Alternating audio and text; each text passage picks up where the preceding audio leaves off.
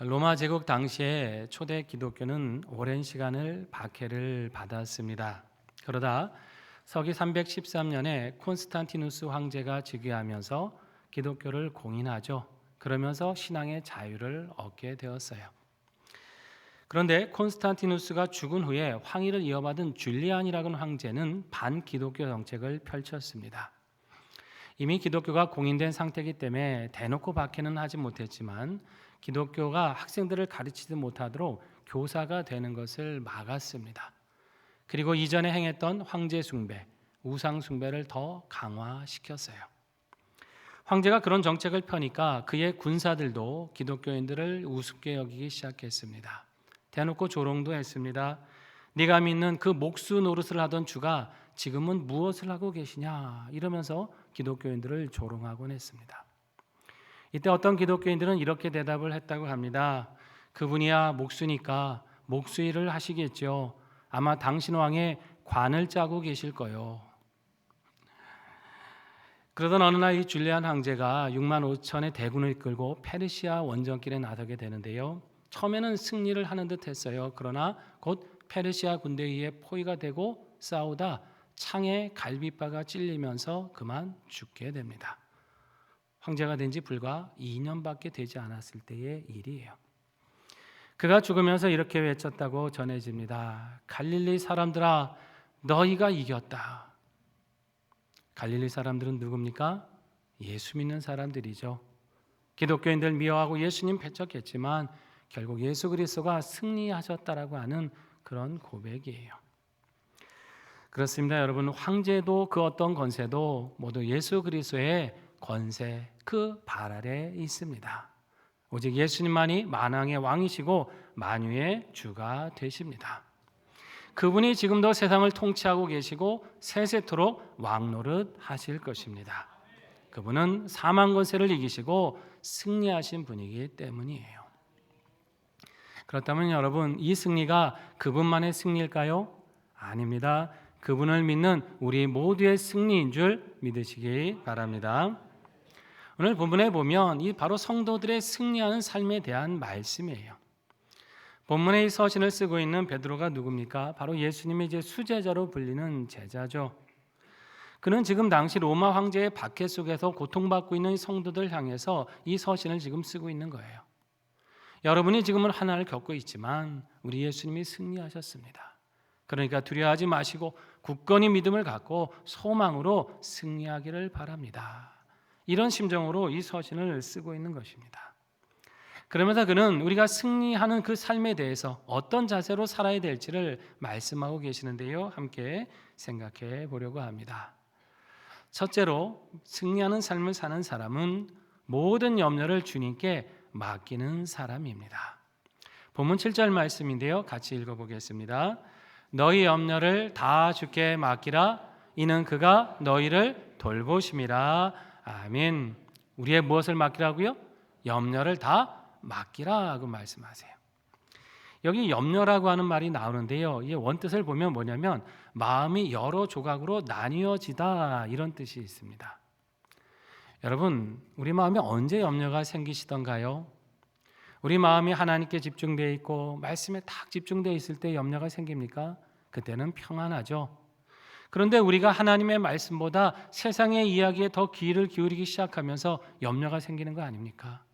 세상이 뭐라고 말하는지 거기에 귀가 쏠리고 세상 사람 따라가는 것에 눈이 쏠리면서 거기에 시간을 쓰다 보면 우리 마음이 점점점 갈라지는 거예요. 그러면서 기준이 어떻게 돼요? 하나님만을 기준으로 삼을 때는 마음이 평안했는데 자꾸 세상 기준, 이 기준, 저 기준 눈에 들어오고 따라가다 보니까 자꾸 기준이 흔들리죠. 내가 내 기준으로 문제를 해결하려다 보니까 해결이 됩니까? 고민이 더 깊어지더라는 것이에요. 한마디로 염려는 하나님을 온전히 신뢰하지 않을 때 생기는 거예요. 하나님만을 절대적으로 신뢰하고 있으면 마음이 한 가지로 집중이 되는데 하나님 외에 다른 것에 마음이 가 있고 갈라져 있으니까 염려가 되는 것입니다. 그렇기 때문에 우리는 이 세상 기준 때문에 나누어진 우리의 마음을 누구에게요? 다시 하나님께로 집중시켜 드려야 돼요. 하나님 말씀에 우리의 마음을 두고 다시 그분을 신뢰해야 합니다. 여기 주님께 염려를 다 맡기라 이런 표현이 있는데 이 맡기다는 표현이 재밌어요. 위로 던져라 이런 뜻이에요. 우리 주님께 우리 염려를 어떻게 해요? 위로 던져드려라 이런 말이에요. 여러분 왜 위로 던지라 그럴까요? 땅 아래서는 염려를 해결해 줄 존재가 없기 때문입니다. 여러분 염려를 내가 끌어안고 밤새 끌어안고 있다고 해서 해결이 됩니까? 그러면 그렇게 해결될 것 같으면 우리가 밤새 끌어안고 있으면 되죠. 그런데 어떻게 돼요? 밤새 끌어안고 있다 보면 점점점 염려의 덩어리가 커집니다. 별것도 아닌 것 같았는데 이게 커져서 나를 짓눌러요. 점점점 머리는 아파오고 해결이 안 되죠. 그러면 다른 사람에게 이 문제를 좀 가져가면 해결이 될까요? 자, 여러분 엄밀히 말하면 나나 그 사람이나 똑같이 다 연약한 사람 아닙니까? 내가 내 염려를 갖고 살듯이 그 사람도 자기 나름의 염려가 있는 거예요. 그렇기 때문에 다른 사람에게 이 염려를 가져가면 조금 내 속은 시원해질지 모르지만 내 짐을 그냥 그 사람에게 던져버리는 것과 같다는 것이죠. 도움을 받을 수도 있죠. 조언을 받을 수도 있지만은 근본적으로 사람은 자기 짐을 지는 것자 벅찬 존재가 사람이에요. 그렇기 때문에 우리는 다른 사람에게 이 짐을 던지지 않아야 된다는 거죠. 오히려 누구에게요? 우리 주님께 맡겨 드려야 합니다. 주님이 우리의 문제를 가장 잘 아세요. 그리고 어떤 것이 해결책인지도 가장 좋은 길을 아십니다. 그 길을 아시고 우리 주님은 그 길을 우리에게 주십니다. 왜냐하면 그분은 우리를 돌보시는 분이기 때문이에요. 여기 돌본다고 하는 말은 깊은 관심을 갖고 계신다 그런 의미예요. 여러분 어떤 사람이 내가 힘들어할 때 나한테 깊은 관심을 갖고 있다. 여러분 이것만도 힘이 되잖아요. 우리 구역 식구가 우리 또 교구 목사님이 담임 목사가 관심을 갖고 있다 하면 여러분 많이 힘이 되실 거 아닙니까? 그런데 전능하신 하나님이 나에게 그런 깊은 관심을 지금 갖고 계신다라는 것이에요. 내 지금 마음이 얼마나 힘든지 내 형편과 상황이 얼마나 어려운지 그 모든 처지를 너무나 잘 아시고 아실 뿐만 아니라 그것을 해결해 주시는 것입니다. 이스라엘 백성들이 출애굽을 했을 때 어디로 갔습니까? 광야로 나갔죠. 여러분 이 광야라고 하는 말 자체는 뭐냐면 살 수 있는 조건이 충분치 않다는 거예요. 먹을 것도 부족합니다. 마실 물도 없어요. 낮에는 더위 때문에 밤에는 추위 때문에 살 수가 없는 곳이에요. 하지만 성경을 자세히 보십시오. 이스라엘 백성 중에 추워서 죽거나 굶어서 죽었거나 목말라서 죽은 사람은 한 사람도 없습니다. 그렇게 40년을 보냈지만 그렇게 죽은 사람이 없어요. 왜 그렇습니까? 하나님이 때마다 만나를 내려주셨어요. 반석에서 물을 나게 하셨습니다. 낮에는 구름기둥으로 더위를 막으셨고 밤에는 불기둥으로 추위를 막아주셨습니다.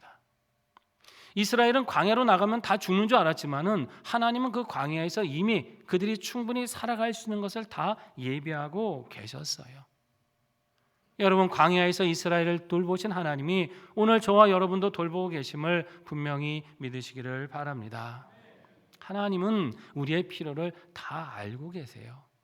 우리가 지금 건강이 필요한지 물질이 필요한지 지치고 상해서 위로가 필요한 사람인지 다치고 아파서 치유와 회복이 필요한지 우리 하나님은 다 아시고 때를 따라 채워주십니다. 우리가 지나간 날들 살았던 시간들 한번 돌아보십시오. 어렵고 힘든 때 있었죠. 왜 없겠습니까? 근데 절망인 줄 알았어요. 눈 뜨는 게 괴롭고 힘든 시간도 분명히 있었을 겁니다. 그런데 지나고 보니 다 해결되고 지금 여기까지 오신 거 아닙니까? 보니까 귀한 사람 만났어요. 어떻게 내가 그때 그 사람 만나서 도움을 받았지? 아니 그때는 꽉 막혀있는 문제인데 어떻게 그 문제가 이렇게 쉽게 해결이 됐지? 우연인 줄 알았습니다. 아니었죠.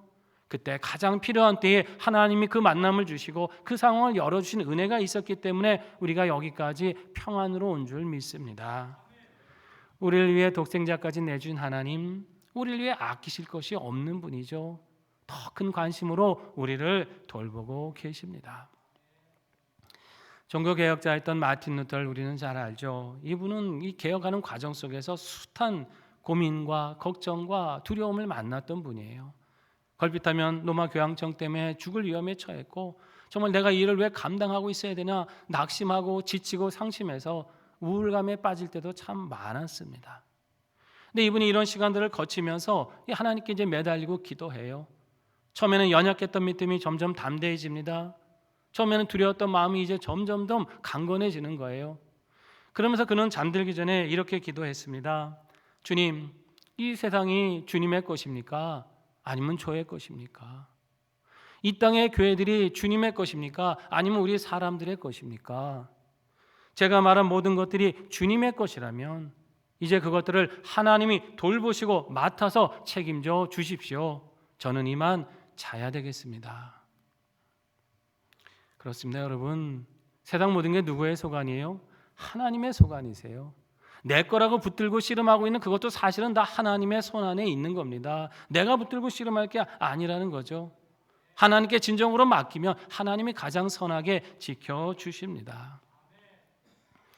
어떤 분들은 그러실지 몰라요. 목사님 말씀은 잘 알겠는데 염려가 있어서 기도했는데 잘 사라지질 않아요. 목사님 어떨 땐 걱정거리가 너무 크고 힘들어서 기도할 힘조차 없습니다. 물론 그러실 때 있죠. 왜 아니겠습니까? 그런데 여러분, 염려 때문에 기도가 안 돼도요, 평안을 얻을 때까지 기도하시기 바랍니다. 여러분, 힘든 중에도 기도해야 돼요. 그 길밖에 없는 거예요. 왜 힘들겠어요? 기도하라고 힘든 거예요. 기도하고 붙들다 보면 하나님의 은혜가 임하실 때가 있는 거예요. 그 은혜가 임하면 도무지 해결되지 않을 것 같은 그 어려운 문제가 눈 녹듯이 사라지고 우리에겐 평안이 임하게 되는 것입니다. 잠깐 기도해보고 미리 포기하지 마세요. 이건 안 되나 보다 하고 낙심하지 마세요. 평안 얻을 때까지, 응답 주실 때까지 기도하시기 바랍니다. 하나님 반드시 우리의 염려를 다 걷어가시고 우리의 삶을 형통함으로 인도해 주실 것입니다. 둘째로, 우리가 승리하는 삶을 살려면 깨어서 근신해야 합니다. 본문 8절과 9절 말씀인데요, 같이 읽겠습니다. 근신하라, 깨어라. 너희 대적 마귀가 우는 사자같이 두루다니며 삼킬 자를 찾나니 너희는 믿음을 굳건하게 하여 그를 대적하라. 이는 세상에 있는 너희 형제들도 동일한 고난을 당하는 줄을 알미라. 아멘. 어떻게 하고 있으라 그러세요? 근신하라, 깨어라. 여기 이 깨어라는 말, 근신하라는 말은 정신을 바짝 차리라는 거죠. 영적 긴장감을 늦추지 말아라, 이런 의미예요. 그렇게 해야 되는 이유가 뭡니까? 누가 우리를 삼키려고 하고 있어요? 우리 대적 마귀가 우는 사자처럼 우리를 노리고 있다라는 말씀이에요. 마귀가 우리의 대적이다라는 표현을 했는데요, 이 대적이란 말은 이 법정에서 소송하는 사람, 참소하는 사람, 이런 뜻이에요. 마귀는 우리가 죄를 지면 누구에게? 하나님께 참소합니다. 저 죄 졌지 않습니까? 저런 자가 어떻게 하나님의 아들입니까? 저런 자가 구원받을 자격이 있는 겁니까? 우리를 중상모략하는 자, 그게 마귀예요. 그렇게 어떻게든 넘어뜨릴 자를 찾아서 마귀는 우는 사자처럼 두루 다닙니다. 여러분, 배고픈 사자가 울부짖으면서 먹이를 찾는 모습을 한번 생각해 보세요. 얼마나 무섭겠습니까? 얼마나 맹렬하겠어요? 만나는 순간 죽음 아닙니까? 이 대개 사자는 무리에서 떨어져 있거나 약해 보이는 그 동물을 집중적으로 공격을 한다 그러죠. 우리가 이 악한 시대를 살아가며 영적 경각심을 갖지 않으면 언제든 사탄 마귀의 표적이 될 수 있다고 하는 이야기입니다. 지금 이 편지를 쓰고 있는 베드로 사도는요, 깨어있지 못하다가 실패를 경험해 본 사람이에요. 여러분 잘 아시죠? 예수님이 깨어서 좀 기도하라 했잖아요. 그때 어떻게 했습니까? 피곤해서 잤어요. 깊은 잠이 들었습니다. 그렇게 깨어있을 때 깨어있지 못하다가 어떻게 합니까? 사랑하는 예수님을 3번이나 모른다고 부인하는 그런 죄를 범하고 말죠. 그것이 평생 베드로에게는 아픈 기억이 되었어요. 전에 내려오는 이야기에 의하면 닭 울음소리가 들릴 때마다 베드로는 눈물을 흘렸다 그래요. 왜 그랬겠습니까? 그때 그 주님을 배반했던, 깨어있지 못했던 자신의 그 아픔이 생각나서 눈물 흘리는 거 아니겠어요? 자신이 깨어있지 못하다가 그 결과가 얼마나 뼈아픈지 경험해 본 사람이기 때문에 지금 우리를 향해서 여러분은 그런 잘못 범하지 말고 반드시 깨어 있어야 된다고 가슴 절절한 권면을 우리에게 주고 있는 거예요. 그러면서 말합니다. 깨어있고 단지 깨어있는 정도가 아니라 아예 이제는 그 대적 마귀를 우리가 대적해서 쫓아내라고 말씀합니다. 마귀를 두려워할 필요가 없다는 거예요. 여러분 그렇습니다. 마귀라는 존재는 실제하지만 믿는 사람들은 결코 두려워할 필요가 없습니다. 예수 그리스도가 모든 권세, 악한 권세에 대해 승리하셨기 때문이에요. 마귀가 우리를 아무리 참소한다 할지라도 예수 그리스도의 보혈로 구원받은 우리를 결코 정죄하지 못한다는 거예요. 그 참소가 효과가 없습니다. 우리가 믿음을 굳게 하고 그리스도의 이름을 의지하고 살아가면 마귀를 능히 쫓아낼 수 있는 거예요. 단지 시험에 넘어지지 않는 소극적인 승리만 우리에게 주어지는 게 아닙니다. 강한 권세로 악한 권세를 쫓아내고 물리칠 수 있는 권세를 우리에게 주셨습니다. 여러분 이 권세를 믿고 능히 마귀의 시험을 물리치고 살아가시기를 바랍니다. 감사한 일은 뭐냐면 이 영적 싸움을 우리 혼자 감당하고 있는 게 아니라는 것입니다. 말씀해 보니까 우리 믿음의 형제들이 동일한 고난 속에서 이 영적 싸움을 함께 하고 있다고 하는 것이에요. 나 혼자 싸운다고 생각하면, 나 혼자 이 악한 세상을 대적하고 있다 생각하면 여러분 외롭겠죠. 겁이 날 거예요. 그러나 우리의 대장 되신 예수님이 우리와 함께 하십니다.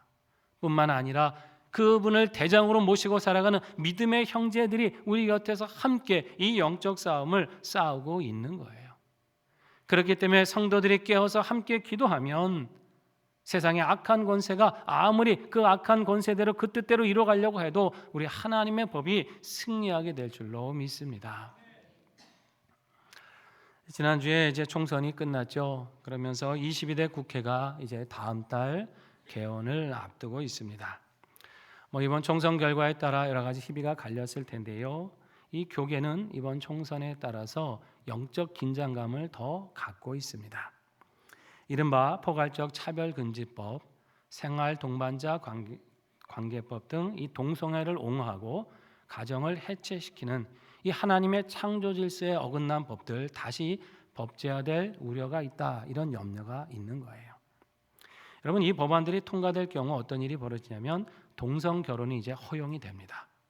그리고 군대에서의 동성 간 성행위도 합법화가 돼요. 그리고 동성 커플의 임신 및 입양도 다 허용이 되는 거예요. 이 법안에 다 들어가 있는 내용들입니다. 지난 21대 국회에서는 교계의 노력과 성도들의 기도로 이 법들이 이제 불발이 되었죠. 우리 교회도 많은 성도님들 정말 기도할 때마다 이 악한 법을 막아달라고 함께 기도해 오셨어요. 참 감사한 일입니다. 그런데 이 법안 발의를 주도했던 의원들이 이번에 다시 국회에 대거 입성했습니다.